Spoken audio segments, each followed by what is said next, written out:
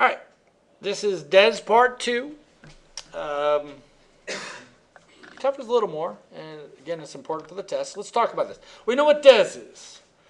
IBM submitted DES 1974, became a standard in 1977. Okay, it says the original algorithm used 48 to 128 bit keys, so it was variable.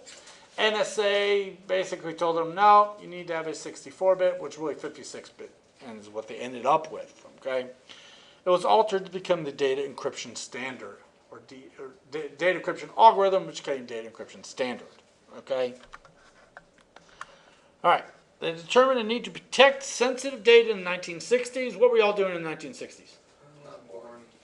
I was born in 62, so I wasn't doing a lot at the moment.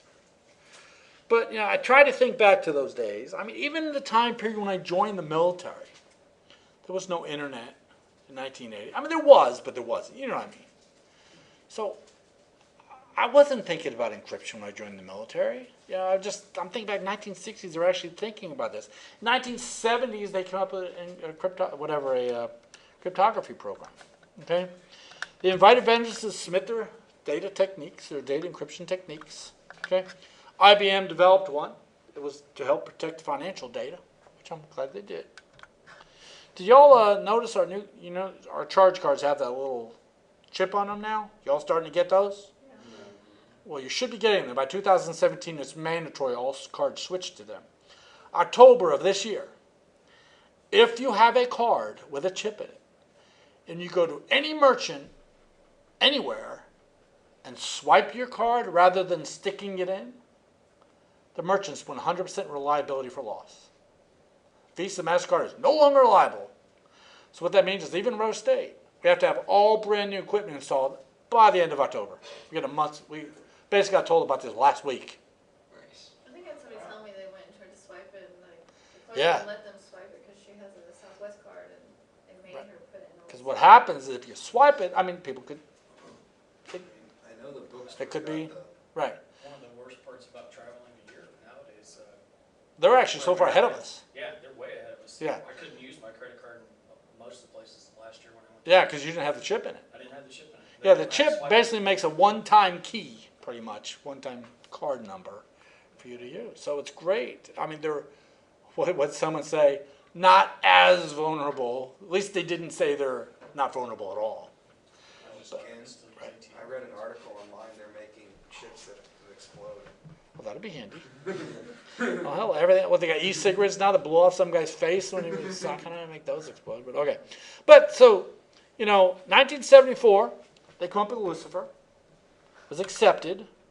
Okay. This is controversy over it. Basically the NSA weakened it down to 56-bit key. Okay, it became a national standard in 1977. Became an ANSI standard in 1978, which means everybody started to use it. Okay. Was implemented for a majority of commercial products requiring cryptography and in almost all government agencies. Okay. All right, so it was tested and approved, one of the strongest, most effective at the time, which was good. All right. Okay, it's block symmetric, we know that. Works in, how big are the blocks? 64 that gets broken into 32. It's a 64-bit block. How big is the key? 56-bit. How many rounds? 16. Okay, you got some of this. Okay, so blocks of 64 bits that are put through 14 rounds of transposition and substitution. 16 rounds of transposition. Did I say it backwards? You said 14. Oh, it's 16. Sorry, did I say 14? Really? No. Well, that's because I said 64. Okay. Since you were recording, Mike. Oh, well. The answer is 16 rounds. For those of you who think you heard me wrong, obviously your ears are defective today. Don't worry. Okay. The order and type of functions are dedicated by the key value. Long day. Okay, now here I love this. For government agencies, it's used to protect sensitive by unclassified data. You like that? So it's really for unclassified data. It's not really for this top secret stuff. I was speaking somewhere I won't mention the city of Lawton, but that's where I was. And, I was talking about AES and the way it encrypts and how it's used to encrypt. And basically, I mentioned for secret data, like, oh, no, can't say that. So that's what they're saying. I mean, do you really think the government only encrypted unclassified data with us? No. No. But that's what they're telling us. So it's kind of one of those, we're not exactly, shh, don't say anything. Okay, they'll probably come in the back door later and get me. Okay. DES works in different block modes. Very important. And if you watched Imitation Game, you'll see exactly where this plays in. Okay, we have what's called the electronic code book mode. Okay, yes, these are on tests as well. Okay, it says the same ciphertext is always produced for the same plaintext. In other words, if I take a specific sentence and encrypt it, I will get the same output no matter how many times I ran it through. That's the electronic code book. I don't know why they named it that way, but that's what it is. Okay. It's very easy to identify, it's easier, I should say, to identify patterns, because the same input always produces the same output. Okay? Okay? It's best when using small amounts of data. Yeah. And it says each key indicates a different code book, so a different key would use a different book, but the same key, the same plaintext always get the same results. Okay? Usually it was called message authentication code. You know, I was MAC. You don't know what MAC stands for.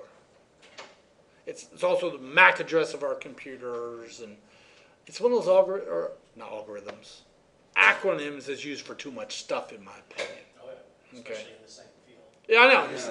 Exactly. So it uses MAC for integrity and authentication. Okay.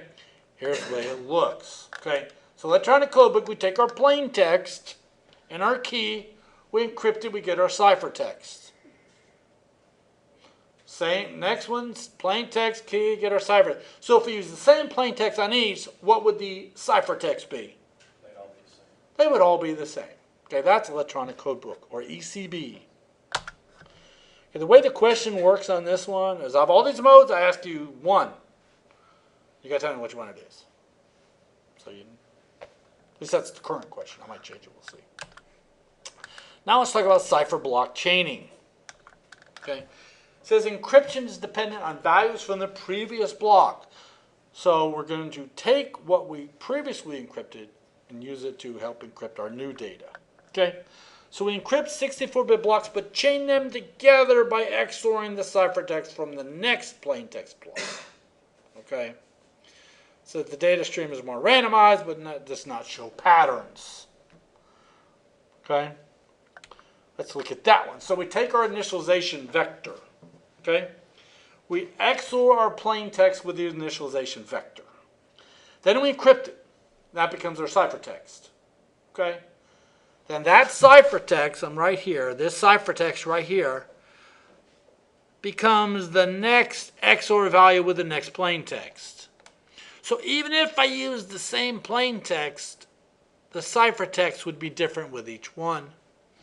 So the ciphertext would end up being different, obviously. And the decryption, the initialization vector is brought in at the bottom. So you can give three people the same exact thing, but neither one of them can decode it from somebody else. Exactly. So if I encrypted the same plain text 3 times, they would all end up with different results. Okay? All right. That's all of that one. Oh, and there's, well, the next lecture has a little bit more on it, but not all that much. All right.